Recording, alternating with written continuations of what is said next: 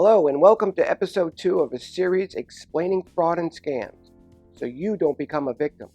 I want to thank all of you who subscribed. That means a lot to me. I hope you learned a little about fraud and shared my first episode with your friends or family. So please consider subscribing and hit the like button. I was asked a lot about my experience. If you haven't figured it out, I'm a detective where I only investigate financial crimes. I want to share my experiences and what I find in investigating fraud. Today we got a lot to cover. As always, each episode will be 10 to 12 minutes, and there will be free donuts or do nots at the end of this video. So stay with me. Let's get started.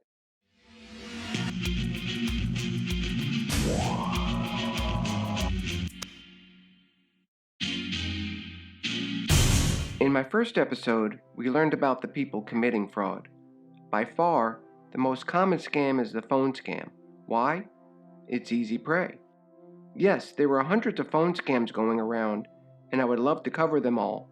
But remember, my promise, 10 to 12 minutes. But before you answer the phone, here's a few things to keep in mind. Most scam calls are random, not particularly targeting you.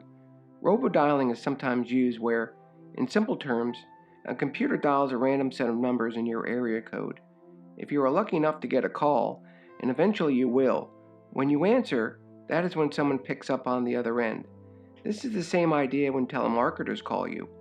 Do not call registry? Yeah, right. So maybe you're sitting at home having dinner or watching YouTube. Life is good, bills are paid. Not a care in the world. The phone rings. You look at the caller ID and it's an unknown number. Maybe it says United States or a number that has a prefix the same as yours. That's the second set of 3 numbers. You answer and suddenly your world is turned upside down. Why? What changed from the time you answered the call? Did you not pay an electric bill? Did you cheat the IRS? Was your bank account hacked? Was your personal identification found at a drug bust or a murder scene? Did your grandson get kidnapped? The answer is no. Here's another thing to keep in mind. Your home phone or cell phone is for you and you only. You pay the bill and it's there for your convenience. This means you don't have to answer it. If it's important, they will leave a message or call back. Never divulge your name and ask who is calling. If they don't say who they are, hang up. For the wonderful folks who still have home phones, they may ask for you by name. Why? You are listed, just like the old phone book that made its way to your driveway. Years ago, you could pay a monthly fee to be unlisted, but those days are over. I promise you, if you have a home phone, I can get your name, age, address, and relatives within minutes. The fraudsters love this. The whole idea of calling you is to ultimately get you to give them your personal information and take your money. When I take a call from an unknown number, and yes, I love these calls, because I will keep them on the phone for as long as I can, so they're not calling you. When I answer the phone, I do not say hello. I more or less say yo or yay or grunt. In some types of robocalls, this will just disconnect the call. Whatever the scam is, you always have to be on guard. Here are some interesting facts that surprisingly, some people are not aware of. You can't win a lottery you didn't enter. If you think you did, you didn't. Let me put this in perspective. If you are told you won $2 million, for example, and they want you to pay taxes and fees up front, they usually ask for $1,500 or whatever they can convince you to give. Think about that. Does this make any sense if the U.S. tax rate on lottery winnings is 33%? In this case, $660,000? They only want $1,500? Does it make sense in a so-called foreign lottery that another country would be concerned about you paying U.S. taxes? Let's face it, there is no such thing as a foreign lottery. This is one of the oldest scams, and nobody gets anything except an empty bank account. When it comes to utility companies, they will not call you and ask for money to keep the lights on or keep your phone working. If you get this type of call, hang up and contact your utility company directly, or go online if you're not sure. The fraudster will be very convincing and make you feel like you have to pay now. That sense of urgency I spoke about in episode 1. Don't fall for this. Any legitimate utility company does not work this way. I'll be quite frank here. If you don't know if you're current or past due with any of your bills, and you don't know what you pay each month, you may want to consider having someone assist you with your finances. This scam, however, is somewhat catered to the elderly, so help them out. So you dodge those calls, but now you get a call from the IRS. Wow, the IRS called me. Wrong. The IRS does not do this. Has anybody actually ever tried to reach the IRS? They are overworked and understaffed. When a fraudster calls, they ask for your name and not ask for you directly.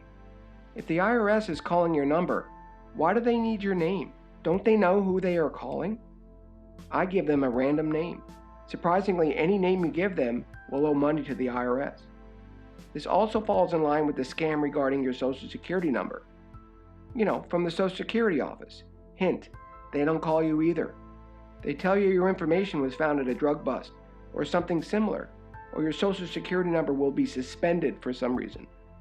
What does that mean? I don't even think they know. Then they say they know I'm innocent, but there's still a warrant out for my arrest. But all of these problems will go away by paying them. Here is what you have to understand. You never, ever, ever make criminal charges go away by paying someone. This is not how the criminal justice system works. Nobody from law enforcement will call you and tell you you have a warrant. Maybe if you committed a crime, someone may show up at your door. But for the rest of us, you have nothing to worry about. I can't emphasize this enough. So you're doing great. You dodged all these calls. But now you get a call stating it's your grandson, and he's in Mexico and ran into a busload of children and needs money for his defense. These are the type of scams that create a greater sense of urgency. This is the type of scam where the fraudsters master their convincibility and intimidation tactics. You need to stop, take a breath, and realize what's going on. If you have elderly relatives, this is the ones who they target.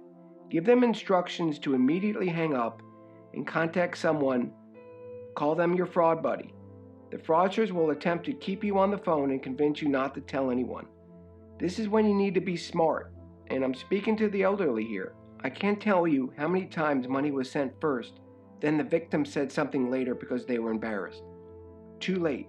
I would recommend a family meeting to discuss a plan of action if any of these scams are committed to the family elders.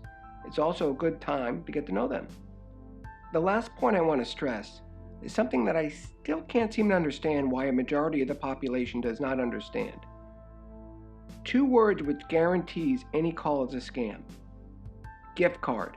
There is no legitimate business or government agency, or any entity for that matter, which takes gift cards for form of payment. This started out with green dot cards years ago, and later expanded to most gift cards. Gift cards are something you give to your kids in a birthday card. It's cash. Once gone, it's gone. This is why the bad guys love these. I have worked many cases where victims were paying their electric bill with eBay gift cards, or paying the IRS with Target gift cards. They actually keep them on the phone while the victim drives to the store, sometimes on the phone for several hours. Do not pay with a gift card ever. Over-the-phone transactions should be done with a credit card, not a debit card, to known businesses you make contact with. This gives you the best recourse if you need to dispute it, assuming the transaction is legitimate. Remember, these fraudsters are good at convincing who they are and who they claim to be. Also remember, don't assume the number on the caller ID is correct. There are plenty of apps out there where the scammers can recreate any phone number, email, or text message they want. However, when they call you and you hear their voice, they only have the ability to convince you verbally and with great intensity. Most of these callers can't hide their accents. I would say a majority of the calls come from outside the US, and accents are hard to hide. If you get a call from your bank, it's most likely a scam. If your credit card or debit card is compromised, there is a chance you may get a call depending on your bank. However, do not give them any information. I mean no information, even the fact that you may bank there. Hang up and call your bank to verify. This way you control the call. Please, if you have any questions regarding this, email me at the address below. These scams are just the tip of the iceberg.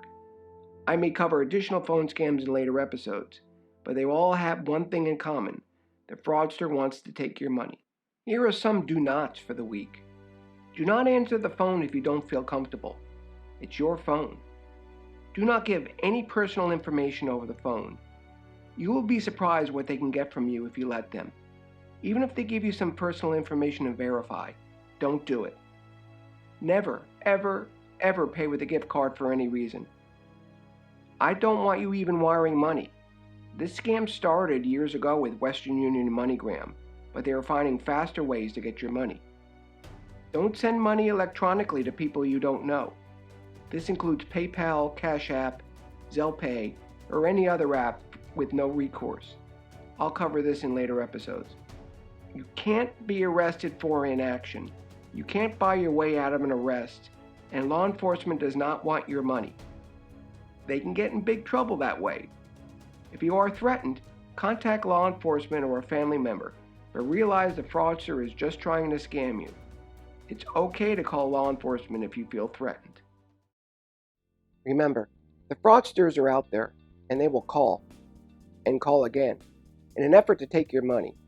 But now that you are aware and a little more educated, they won't. See you next time.